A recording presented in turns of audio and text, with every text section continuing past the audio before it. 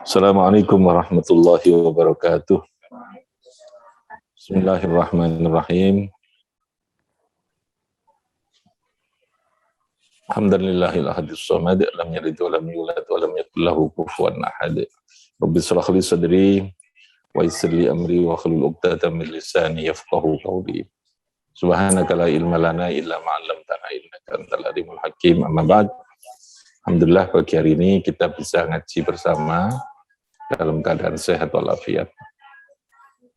Kita lanjutkan kajian kita ngaji bersama Sivitas Taqoba ini yang alhamdulillah bisa kita awali dengan istighosah bersama-sama.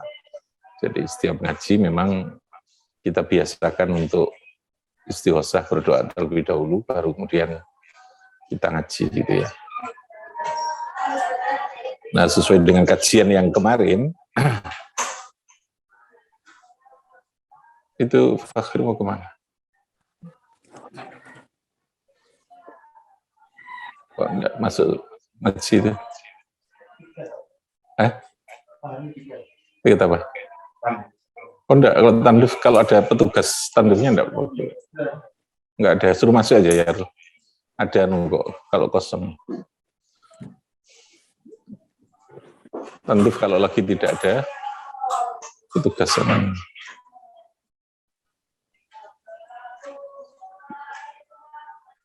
Jadi kemarin kita membahas tentang keimanan kepada Rasul ya.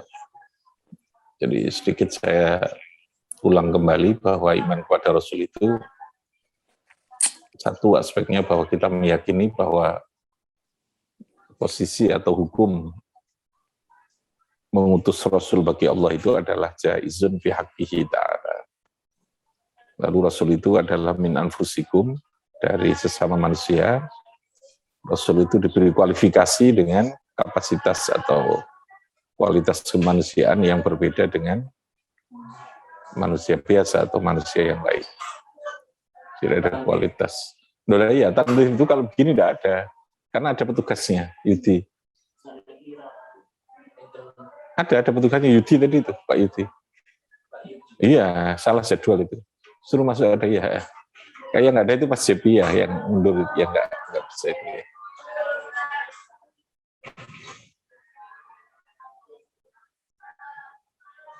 Jadi, kemudian yang kedua, bahwa Rasul itu diberikan sifat yang wajib bagi Rasul ya. Kebalikannya itu namanya sifat apa? Mustahil ya. Sifat mustahil bagi Rasul. Ada sifat wajib, kemudian ada sifat yang mustahil. Ada jaiz bagi Rasul. Hal-hal yang boleh dilakukan oleh Rasul. Nah, Rasul itu diberi wahyu oleh Allah. Artinya apa yang dikehendaki oleh Allah untuk disampaikan dalam bentuk risalahnya itu, Allah menyampaikannya kepada Nabi, kepada Rasul itu dalam bentuk wahyu. Makanya semua Rasul itu pasti diberi wahyu oleh Allah. Ada yang wahyu itu terbukukan dalam bentuk sebuah kitab, ada dalam bentuk suhuf, ada yang tidak terbukukan. Jadi petunjuknya bersifat direct, secara langsung, dan lalu kemudian tidak terdokumentasikan, gampangannya begitu ya. Jadi melekat kepada diri Rasul itu. Nah, untuk Nabi Muhammad ini sebagai Rasul diberikan wahyunya dalam bentuk Al-Quran. Al-Quran adalah wahyu yang diabadikan oleh Allah. Bentuk pengabadiannya diantaranya adalah Allah memudahkan terhadap Al-Quran itu untuk dihafalkan. Jadi tidak ada kitab suci yang diturunkan oleh Allah kepada para Rasul itu yang dalam hal kemudahan untuk dihafalkan itu selain Al-Quran itu tidak ada gitu. Quran saja yang gampang dihafal itu dalam jumlah yang sangat yang banyak seperti itu gitu ya, 6.666 ayat. Tetapi karena Allah menghendaki wa innalahu lahafizun, maka Al-Quran itu bisa mudah untuk dihafalkan. Nah itu ciri-cirinya ya, nanti akan ada pembahasan khusus tentang Al-Quran. Jadi Rasul diberi wahyu, dan cirinya beda dengan Nabi, kalau Rasul itu harus menyampaikan. Makanya ada kewajiban yang berupa tabligh itu, menyampaikan. Jadi tidak boleh kitman, lawannya tabligh itu adalah apa? Kitman. Kitman itu menyimpan apa yang disampaikan oleh Allah kepada seorang Rasul itu. Oke, kemudian berikutnya kita berbicara tentang Rasul Nabi Muhammad. Nabi Muhammad diutus oleh Allah ini seperti yang digambarkan di dalam Quran dan hadis, bahwa kata kuncinya Nabi Muhammad itu diutus oleh Allah itu kalau dalam bahasa Al-Quran rahmatan lil alam. Memberikan rahmat terhadap alam semesta ini. Nah, untuk mewujudkan rahmatan lil alam itu, maka program utama atau sasaran utama dalam risalahnya itu adalah liutammima makarimal akhlak. Jadi untuk menyempurnakan terhadap akhlak. Terhadap apa? Akhlak. Terhadap akhlak.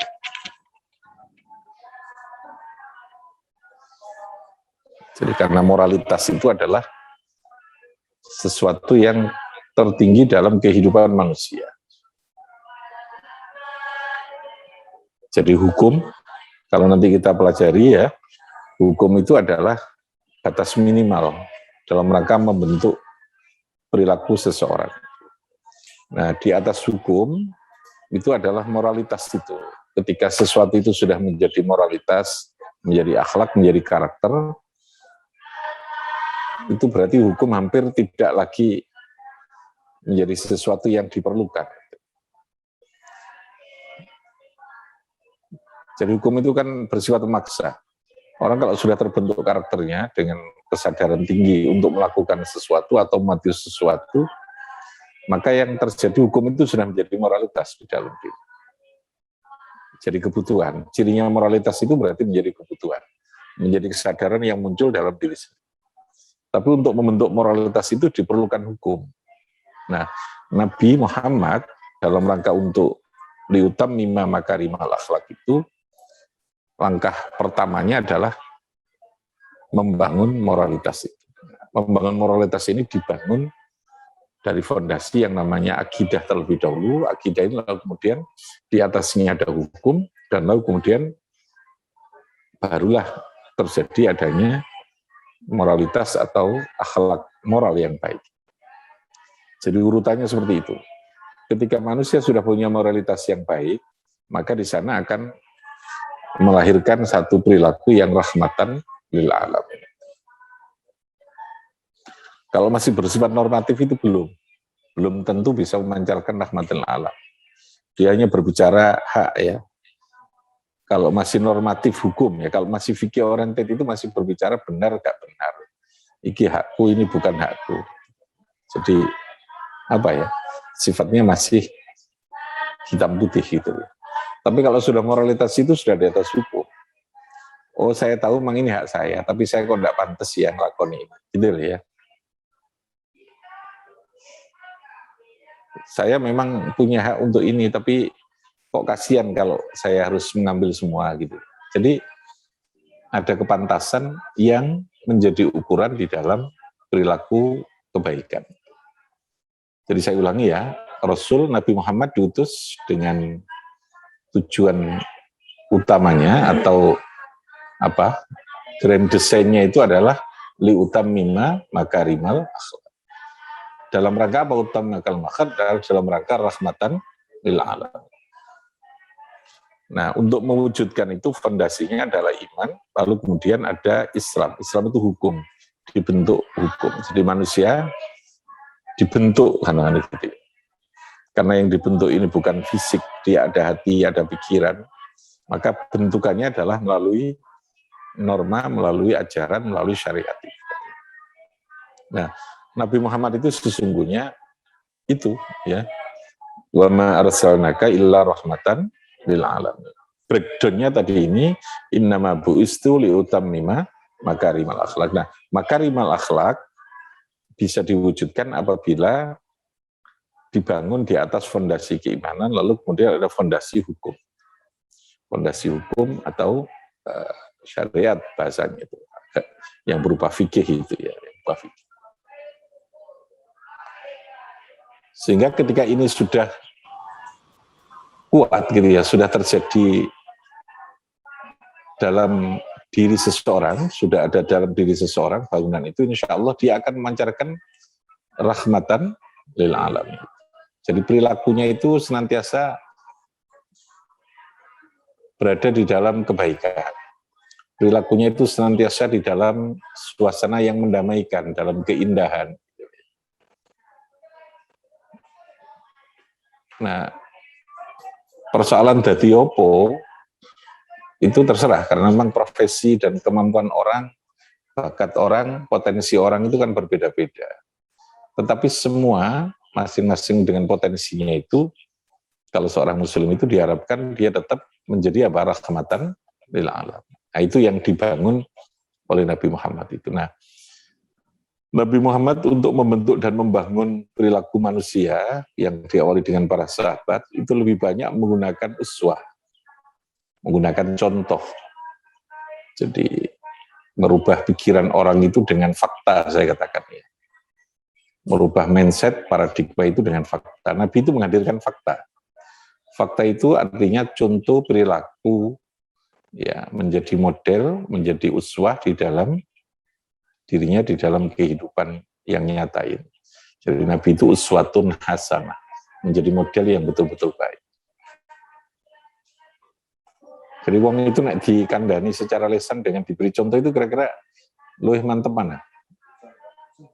Ketika contoh langsung kan. Jadi aplikasi dalam bentuk praktek di lapangan itu jauh lebih memberikan bekas kepada seseorang untuk meniru dan mencontoh. Karena ketika orang melihat sesuatu yang dicontohkan itu, dia akan melibatkan seluruh kekuatan sumber-sumber keilmuan yang dia miliki gitu ya. Ya pikirannya ikut terlibat, matanya ikut terlibat, pendengarannya ikut terlibat, hatinya juga ikut terlibat gitu ya. Itu yang dilakukan oleh Nabi. Sehingga Nabi ketika mengajarkan sholat pun tidak dalam bentuk teori yang bersifat konseptual hukum dulu atau tata cara prosedur sholatnya, tetapi Nabi langsung mengajarkan dalam bentuk praktek. Shollu kama ra'aitumuni usolli. Itu contoh. Jadi sekali lagi, bangunan uswatun hasanah itu menjadi model atau cara bagaimana Nabi membangun dan membentuk masyarakat itu. Agar masyarakat betul-betul bisa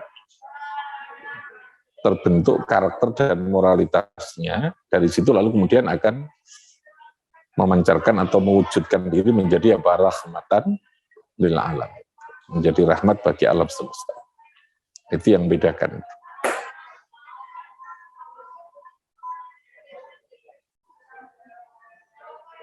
Nah, dua hal, Kanjeng Nabi itu pada dasarnya oleh Allah itu diberikan tugas yang kemarin saya katakan, litubayyina linnasi ma nuzzila ilaihim. Nabi itu punya otoritas oleh Allah untuk memberikan tabyin, untuk memberikan bayan, penjelasan atas apa yang ada di dalam Al-Quran. Karena sekali lagi Al-Quran diturunkan oleh Allah itu dalam bentuk ketentuan yang bersifat mujmal, yang bersifat global, yang bersifat am terkadang, yang bersifat mutlak. Kenapa dalam bentuk lebih global? Karena dengan aturan atau dengan nas ketentuan yang bersifat umum, itu jauh lebih bisa punya kemampuan untuk beradaptasi dengan perkembangan dan dinamika masyarakat itu. Sesuatu yang detail itu kan cenderung kaku kan gitu ya, sudah jadi eksak. Makanya ilmu eksak itu kan ilmu yang sudah pasti, hampir nggak bisa berkembang kan. Kecuali aplikasinya yang berkembang, aplikasi penggunaan ilmu eksak itu untuk kepentingan itu. Tapi kalau rumus-rumusnya sebenarnya ya itu gitu.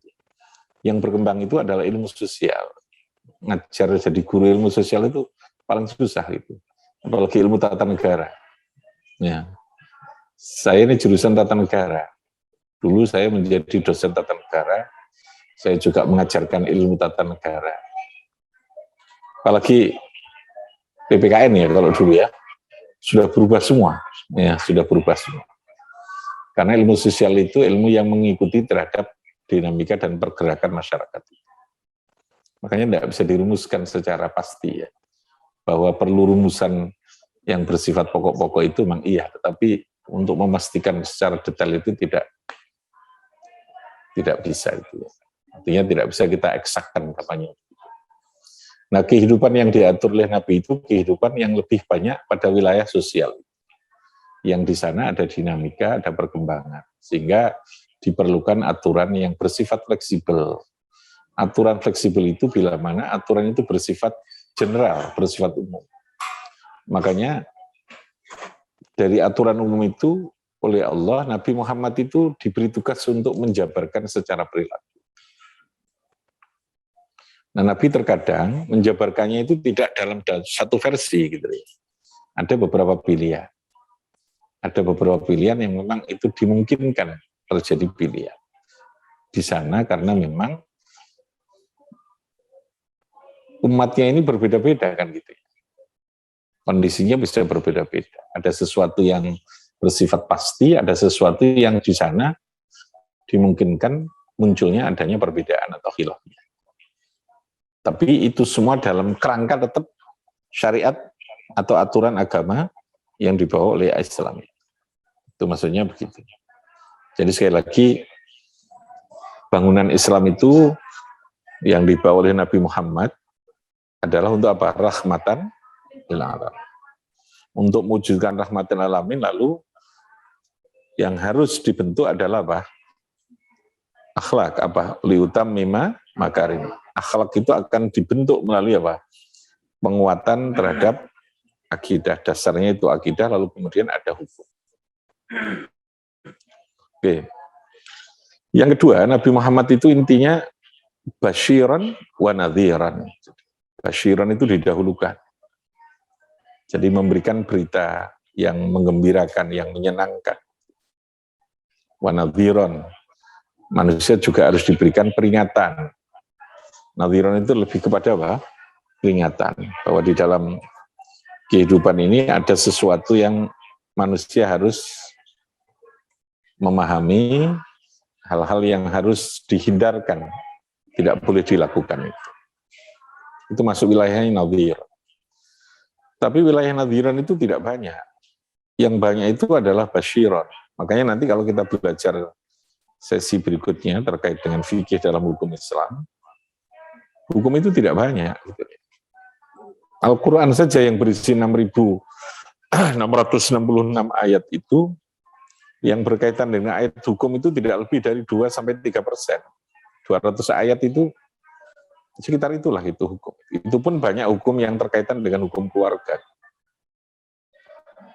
Hukum waris itu, hukum yang berkaitan dengan perkawinan gitu. Hukum keluarga itu. Tapi hukum sosial itu hampir Allah tidak mengatur karena memang dipasrahkan kepada kemampuan pikiran manusia untuk mengatur itu. Jadi tidak mengatur, tapi hanya memberi prinsip, gitu ya, memberi pedoman.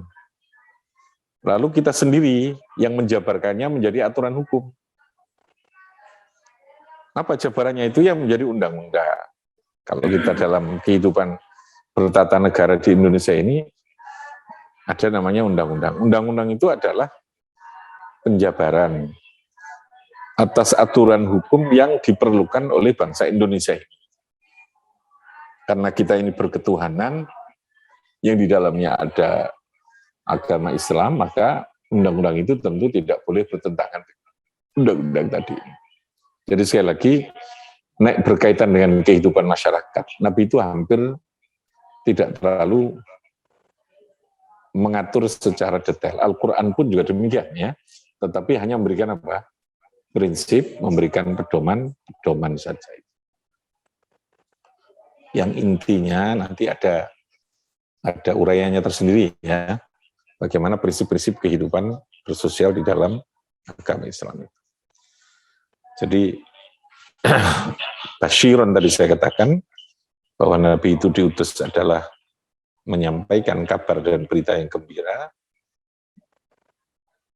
Berita gembira itu wujudnya adalah bahwa Nabi menyampaikan akan ada kehidupan di luar kehidupan dunia yang lebih abadi. Bagi orang yang beriman, bagi orang yang taat kepada Allah, maka dia akan diberikan kebahagiaan yang bersifat abadi itu. Daru jaza gitu ya. Jadi kita kerja, kita beribadah, ini ada batasnya. Tapi rahmat Allah itu tidak ada batas. Jadi yang namanya rahmati Gusti Allah itu tidak terbatas. Makanya Allah itu Ar-Rahmanir Rahim itu. Dalam kehidupan di dunia ini ada rahmannya Allah, kasih sayangnya Allah. Di akhirat pun kasih sayang itu terus diberikan oleh Allah. Bahkan di sana sudah tidak lagi ada amal gitu, ada perbuatan, tidak perlu sholat, tidak perlu ngaji kayak begini gitu ya. Ini karena kita di dunia harus ngaji. Karena akhirat itu sekarang ngaji sih. Ojo goleki link Zoom lagi di sana. Sudah ada ngaji online itu tidak ada sudah. Sholat saja tidak perlu kok gitu. Itu yang kadang-kadang oleh ulama-ulama yang tingkat kesolehannya itu tinggi, yang sufi itu dia merasa itu ya Allah, kono swarga ke anu sholat ya, padahal itu yang menjadi kenikmatan saya. Kalau kamu kan alhamdulillah, nah kita ini kan ya, sekarang sholat ya enak wis. Jadi nada responnya itu berbeda gitu. Ketika diberi informasi swarga ke anu sholat itu, sholat itu ya Allah, sholat itu yang menjadi kenikmatan saya. Sing orang biasa gini, alhamdulillah ya Allah, sekarang sholat. Enak wis gitu. Sudah daru jaza gitu.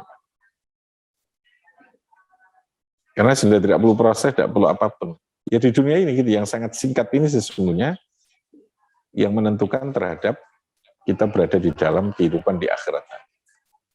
Jadi kita ngajar, kita mulang, ngaji, begini dalam rangka untuk memastikan bahwa kita ini terkawal hidup kita ini dengan agama, dan lalu kemudian kembali pada Allah dalam kehidupan yang abadi itu betul-betul berada di dalam kebahagiaan dalam basyiran tadi. Itu yang disampaikan oleh para nabi. Basyiran wa nadhiran. Nadhiran itu munzirun, Nabi berfungsi sebagai orang yang menyampaikan peringatan, yang menyampaikan mengingatkan gitu ya. Mengingatkan atau memperingatkan terhadap kehidupan manusia. Oke, itu gambarannya gitu ya. Nabi Muhammad dengan tugas membangun rahmatan lil alam. Rahmatan alam itu adalah kehidupan yang dibangun atas dasar kasih sayang, atas dasar keindahan, kedamaian. Jadi ini bangunannya melalui akhlakul karimah. Akhlakul karimah itu bisa terbentuk dengan apa? Adanya akidah, adanya hukum, Itu minimalnya itu ke sana. Kalau pendidikan itu seharusnya sampai ke sana. Gitu. Kalau pendidikan itu hanya sebatas apalagi mencari nilai, mencari danem, ya ke anak tembus sih gitu ya, nggak ada ujungnya. Makanya orang tua yang baik itu orang tua yang sederhana sudahnya. Aku kepingin anakku jadi wong sing manfaat, akhlaknya api, ya sudah selesai gitu. Kalau sudah memberi manfaat itu kira-kira kehidupannya selesai apa enggak? Selesai kan? Bagaimana dia akan bisa memberi manfaat kalau hidupnya masih ruwet kan gitu? Gitu.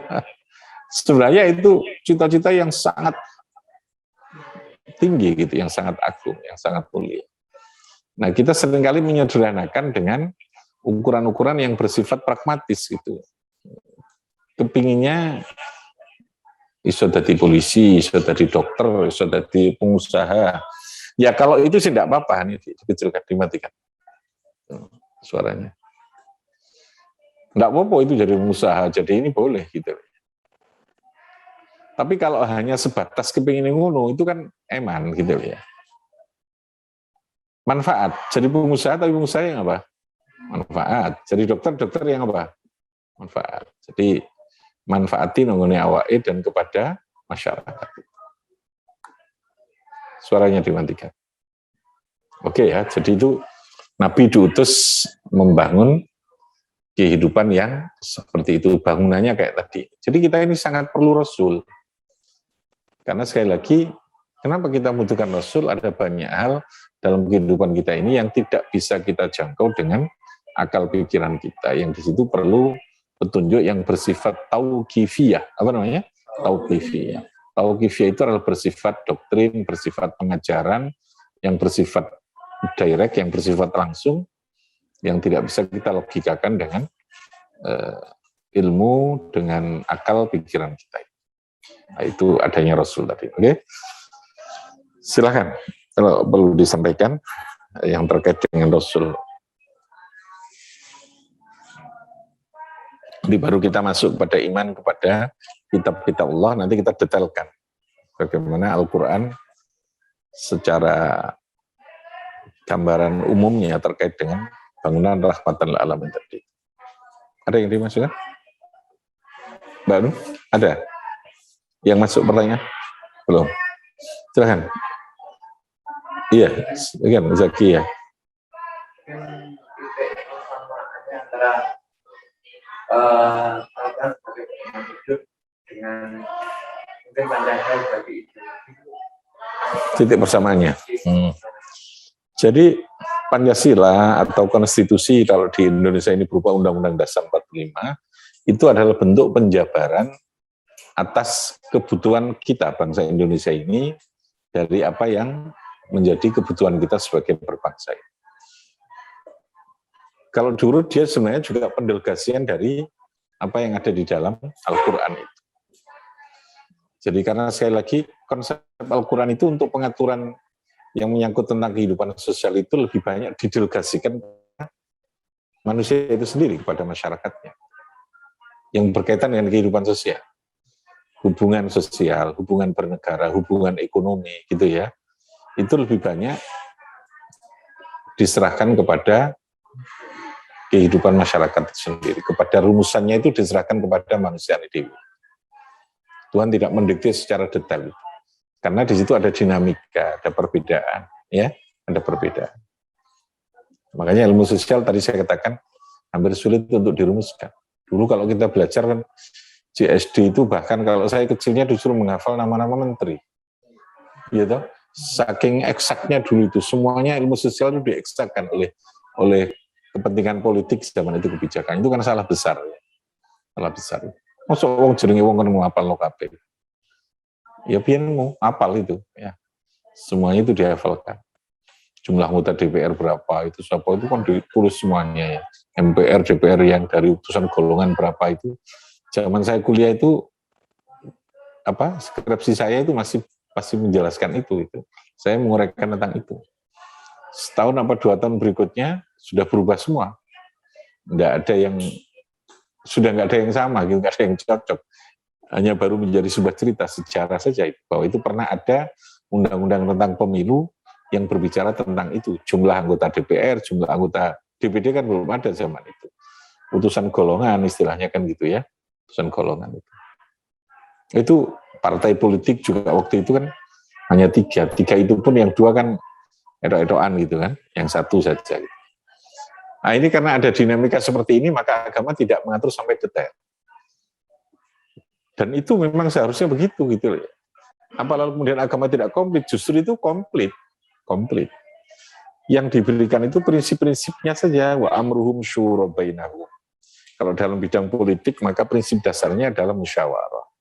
Dan itu dirumuskan di dalam Pancasila, di breakdown ya, di dalam sila itu oleh para founding fathers negara ini, lalu kemudian dirumuskan menjadi rumusan Pancasila itu. Ketuhanan yang Maha Esa itu menjadi prinsip, gitu, bahwa semua yang kita lakukan ini ojo sampai keluar dari prinsip-prinsip ketuhanan. KPI Gusti Allah, KPI ini pangeran sing dadekno itu semuanya prinsip gitu ya. Tapi sekali lagi seringkali di dalam aplikasinya, penjabarannya kita memutus itu gitu ya. Sebatas itu sebagai Pancasila, sebatas itu sebagai konstitusi. Seharusnya bagi seorang muslim itu harus difahami itu bentuk breakdown atau penjabaran dari hukum dasar, dari ketentuan agama yang bersifat global tentang itu. Fa'adilu huwa aqrabu littaqwa. prinsip kehidupan bernegara itu kan keadilan. Gitu. Prinsip kehidupan dalam bernegara itu apa? Wa ta'awanu 'alal birri wat taqwa. Ta'awun. Kan itu, Dok. Prinsipnya apa? Tidak boleh ada kezaliman, kecurangan. Tidak boleh ada pengkhianatan. Wa'dul amanati ila ahliya. Amanat semuanya. Itu prinsip-prinsip pokoknya saja gitu ya. Nah, bagaimana kamu lalu menjelaskan sebagai atau menjabarkannya sebagai masyarakat, sebagai manusia dalam kehidupan bermasyarakat atau bernegara, itu silahkan diberitahu sendiri. Bentuknya apa terserah kamu. Kalau di Indonesia hukum yang tertinggi, bentuk hukum ketentuan undang-undangnya ya berupa undang-undang itu. Konstitusinya Undang-Undang Dasar 45, itu konstitusi hukum dasar. Belum menjadi hukum lah ya. Hukumnya itu berupa undang-undang. Undang-undang pidana kalau terkait itu. Itu penjabaran. Prinsip-prinsipnya saja. Sehingga di sana ada fleksibilitas. Ada fleksibilitas itu. Jadi kalaupun toh ada beberapa hal yang disampaikan oleh Nabi atau yang dicontohkan Nabi itu hanya sebagai contoh, bukan menjadi sebuah keharusan dalam kehidupan sosial itu. Dalam kehidupan sosial. Contoh kalau Nabi itu tentu di sana cara makannya berbeda dengan kita. Yang dimakan berbeda. Kalau Nabi itu contoh saja, karena sekali lagi ada pilihan, ada tradisi, ada dinamika yang diakomodasi, dan itu sangat difahami di dalam agama. Bayangkan kalau lalu agama itu mengatur detail tentang persoalan politik. Gitu. Wah itu ya, geger terus. Masalah sholat saja bisa berbeda pendapat, urusan kunut ya. Politik itu kan urusan kepentingan kan gitu. Tidak lagi urusan agama gitu ya. Jadi sekali lagi, Pancasila, Undang-Undang Dasar 45, sesungguhnya kalau di Indonesia ini adalah bagian dari perwujudan atas perintah agama, di mana kita diperintahkan untuk membuat pedoman dalam kehidupan apa bernegara dan bermasyarakat. Seharusnya tembus ke sana kalau kita mulai. Iya, ada. Bertanya?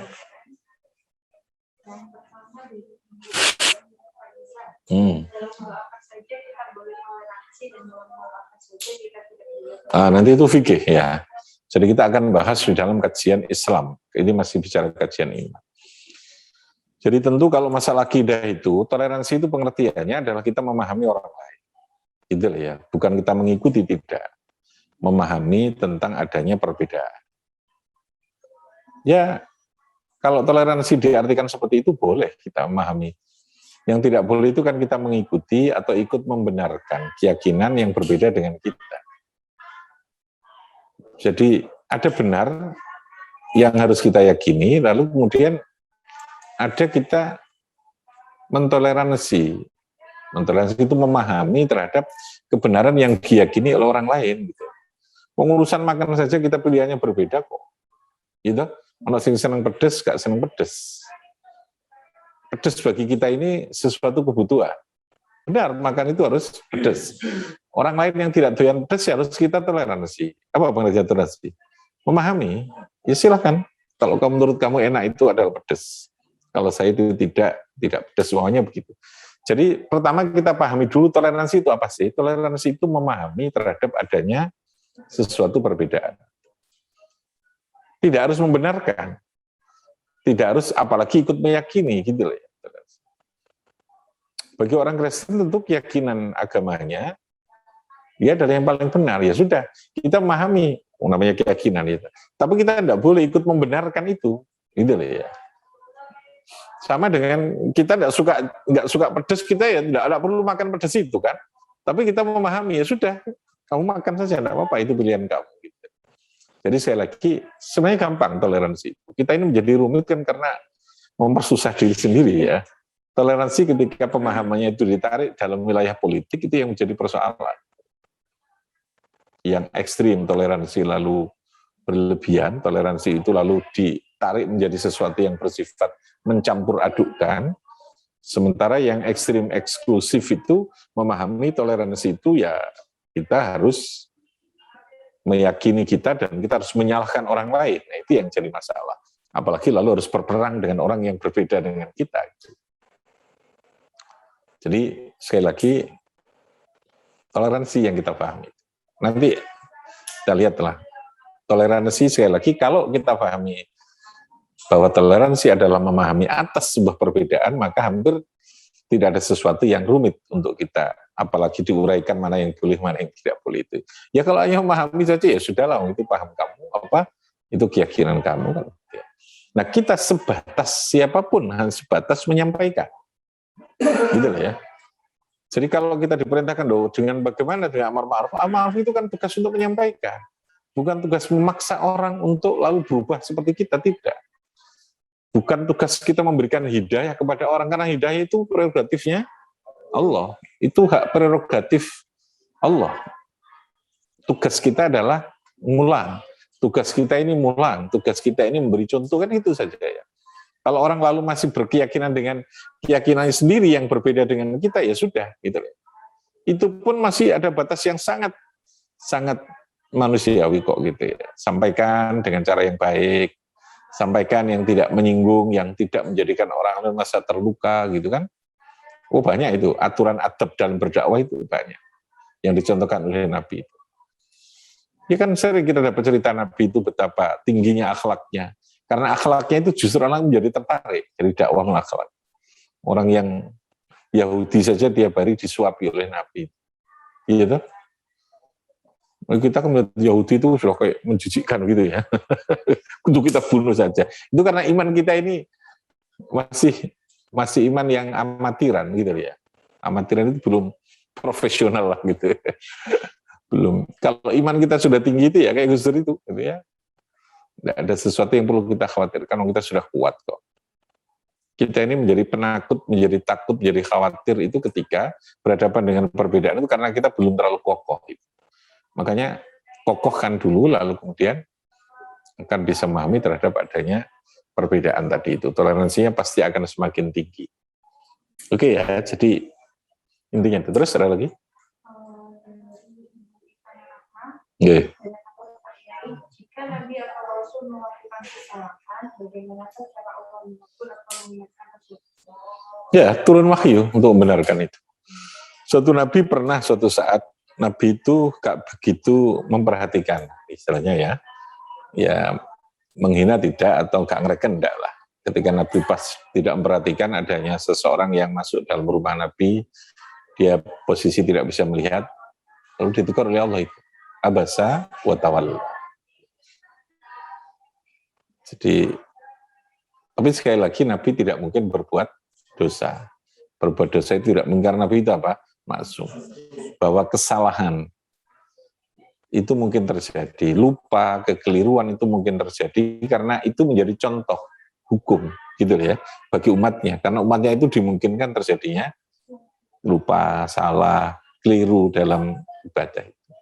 Makanya Nabi pun tetap punya kemungkinan untuk keliru itu. Tapi ya tidak boleh berulang-ulang. Itu untuk contoh. Ketika ada sesuatu yang dilakukan seperti itu, jangan didramatisasi, Nabi saja lupa, apalagi saya. Itu karena namanya mencari justifikasi ya. Menjustifikasi. Nabi itu bisa tok ngono gitu ya. Kok terus kita ini menjustifikasi diri seakan-akan kita ini menyesuaikan dengan Nabi itu kan ekonomi. Nabi saja juga jadi seringkali kita menaikkan kualifikasi diri kita ini sejajar dengan Nabi. Oke, ada lagi? Dari Pak Sumandar. Oke, Nandar ya. Di dalam redaksi hadis apakah ada kemungkinan terkait dengan materi akhlak itu akan terjadi bahwa semua umat akan ada masa di mana sempurna akhlaknya? Semua umat iya. Jadi hadis itu bersifat ikhbar. Ikhbar itu artinya suatu informasi. Bukan Nabi memastikan bahwa akan terjadi kondisi bahwa umatku itu pasti semuanya makarimal akhlak. Jadi Nabi menginformasikan tugas-tugas yang diemban oleh Nabi, risalah yang dibawa oleh Nabi itu ultimate goal-nya, ultimate goal itu artinya ujung sasaran besarnya itu adalah makarimal akhlak. Nah, tentu sekali lagi bangunan makarimal akhlak itu tidak bisa kita petakan dalam bentuk kualifikasi bahwa ini sudah sempurna betul atau tidak. Jadi umat itu bisa personifikasi seseorang, bisa kelompok tertentu, gitu kan ya, bisa keluarga tertentu. Sekali lagi karena manusia oleh Allah memang diberikan akal pikiran itu punya kemungkinan untuk melakukan pilihan. Nah, pilihan ini yang dikawal oleh Nabi untuk menjadi pilihan yang baik. Kita kan punya akal yang untuk bisa melakukan ikhtiar dalam kasab ini. Makanya ketika dikejar secara akidah, kemarin saya katakan, kenapa orang harus dihukum masuk di neraka, harus dihukum ini, padahal Allah yang menentukan semua. Jawabnya adalah karena Allah sudah memberikan pilihan, kita punya akal, kita punya pilihan dalam hidup ini. Nah, pilihan itu yang oleh Nabi itu dicoba untuk dikawal ya dengan tugas risalah itu. Ya, supaya moralitasnya menjadi baik. Tapi sekali lagi orang kan terkadang dia kalah dengan pilihan setan gitu loh.